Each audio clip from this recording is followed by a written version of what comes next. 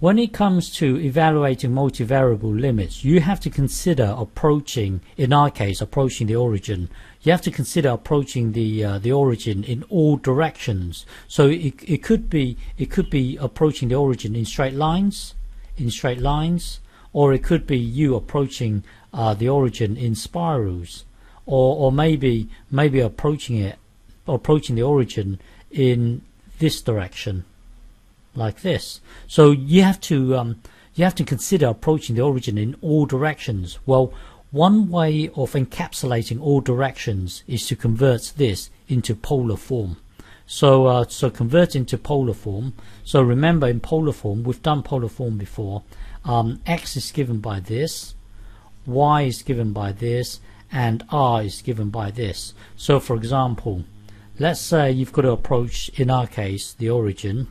So let's say we're approaching the origin like this. Let's say we're approaching the origin like this, in this path here. Well, at this particular point here, you pass through -3, -2. So hang on. So this would be 4. This would be 9, and this diagonal length here would be given by this -3 squared plus -2.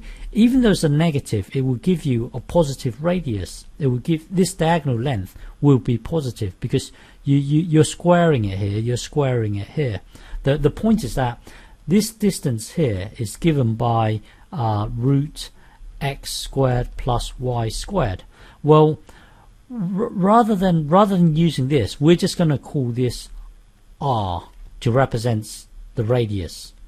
So as x and y approaches the origin, another way of thinking about this is to convert this into polar form. So this thing here will then become something, and then the radius approaching 0. So this radius approaching 0 has the same effect as x and y heading towards the origin in all directions. So even if you're heading it in a weird path towards the origin like this, by you converting into polar form, you're getting the radius to decrease and head towards 0.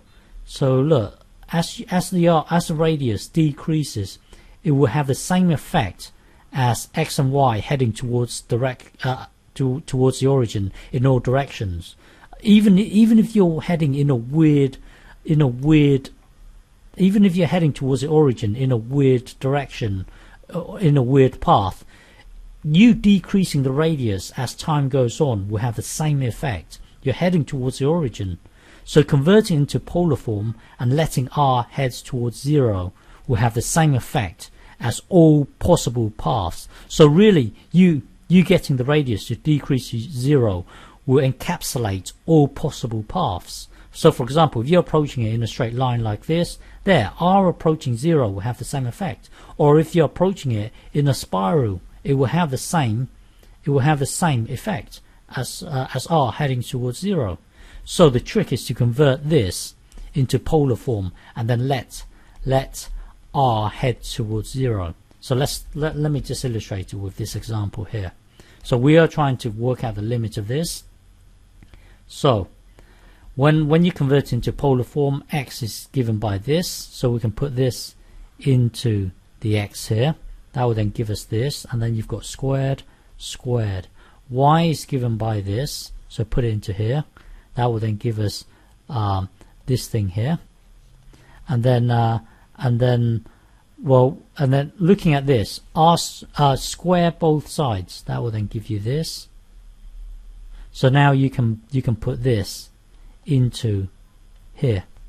That will then give you r squared. So this whole thing here can be translated to this. X and y approaching the origin in all possible directions is the same as you making the radius decrease towards 0.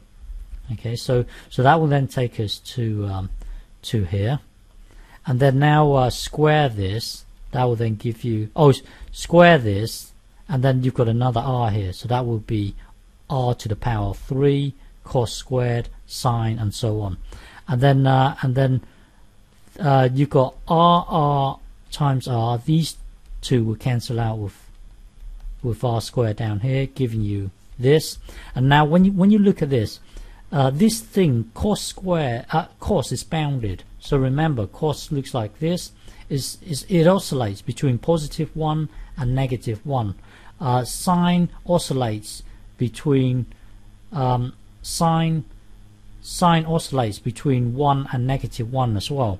So this thing doesn't really break down. It doesn't really break down as r heads towards 0. As r gets smaller and smaller towards 0, then I don't care what this is. I don't really care what this is. I know it's bounded between 1 and -1.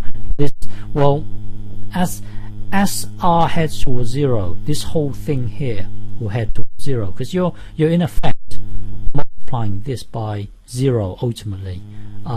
So this whole thing here will head towards 0. So we can say the limit is 0. So by making r head towards 0, this will encapsulate all possible paths. Okay.